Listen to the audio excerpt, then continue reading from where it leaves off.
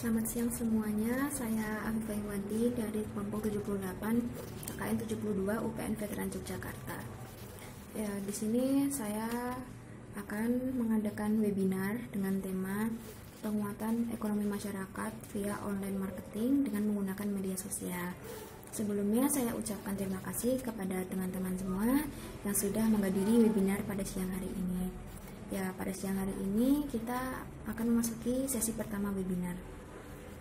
Nah, apa saja sih yang akan kita bahas di webinar ini?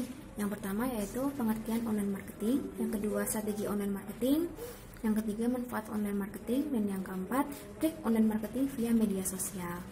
Nah, pada siang hari ini kita akan membahas pengertian online marketing dan strategi online marketing.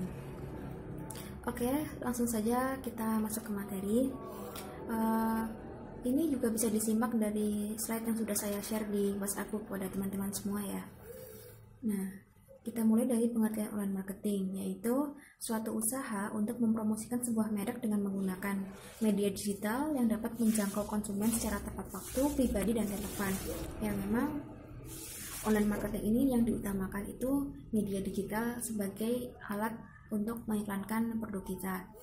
Jadi memang di kala pandemi ini kan dibatasi untuk keluar rumah, jadi bagaimana caranya kita itu harus tetap terhubung, harus tetap bekerja, ya salah satunya dengan online marketing ini. Jadi kita dapat memanfaatkan seperti sosial media, marketplace, dan sekarang juga sudah banyak orang-orang yang memulai usahanya dengan online marketing seperti itu.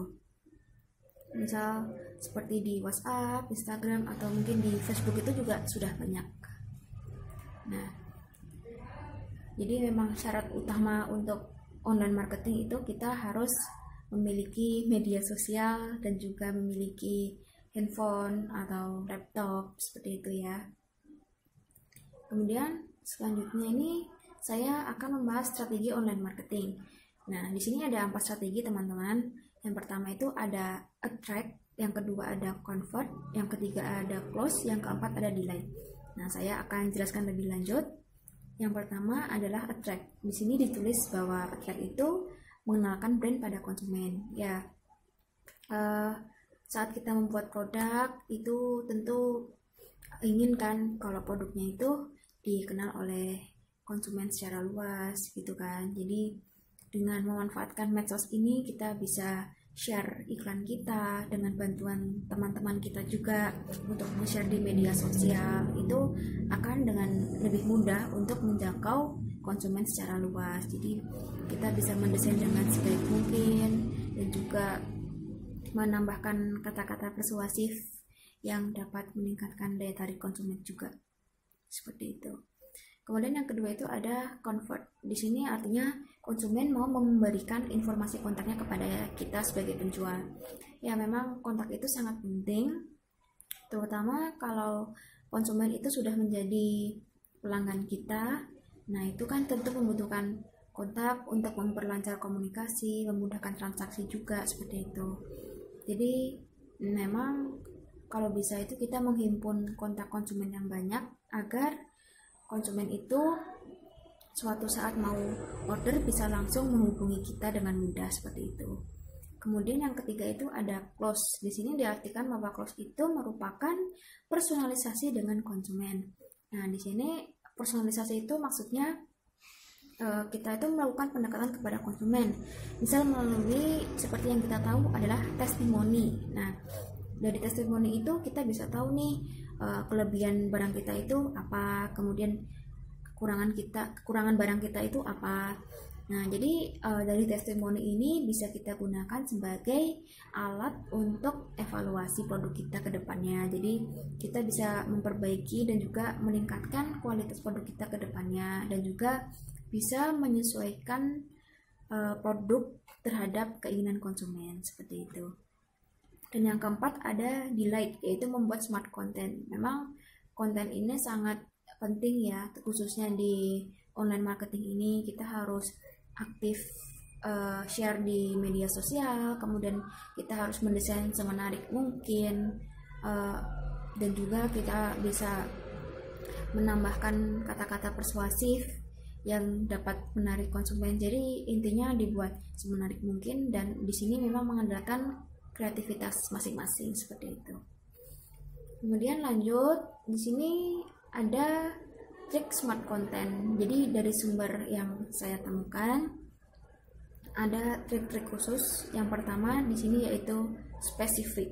Nah, spesifik ini maksudnya tentukan tujuan yang jelas sebanyak mungkin.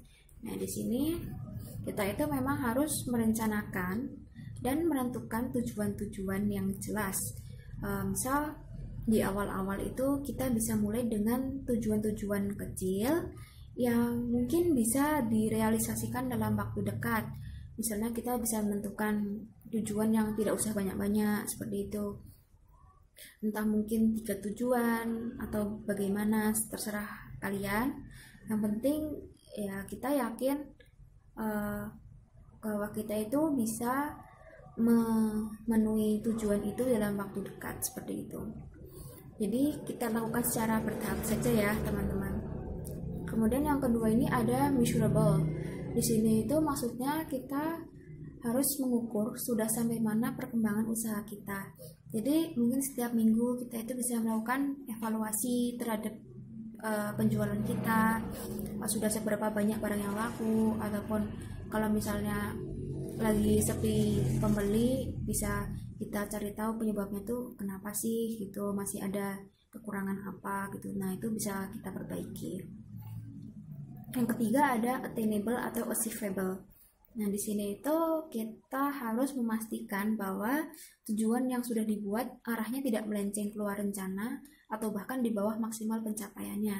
Ya, seperti yang saya sebutkan tadi, memang dalam membuat tujuan itu harus bertahap, dimulai dari yang kita bisa realisasikan dalam waktu cepat, yang tujuan yang mudah-mudah, sampai nanti tujuan yang besar seperti itu. Jadi supaya kita juga tidak bingung untuk menentukan, untuk merealisasikan tujuan harus yang mana dulu.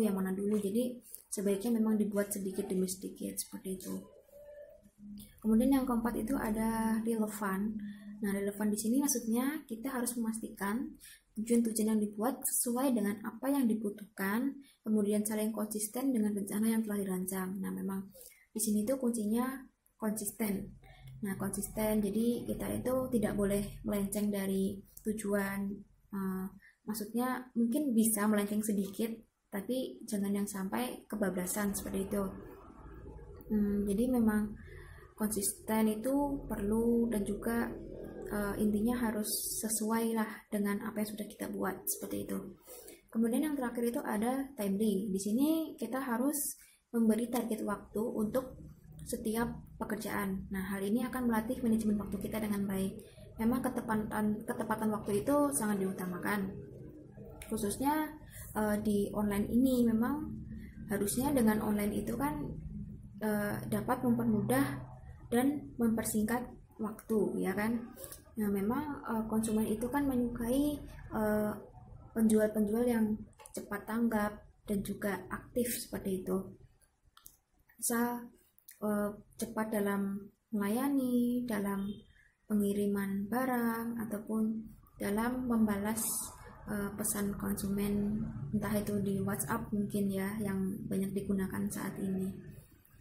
Jadi mungkin itu yang dapat saya sampaikan dalam webinar siang hari ini. Untuk sesi selanjutnya ditunggu undangannya. Terima kasih atas perhatian teman-teman semua. Apabila ada salah kata mohon maaf. Wassalamualaikum warahmatullahi wabarakatuh. Selamat siang.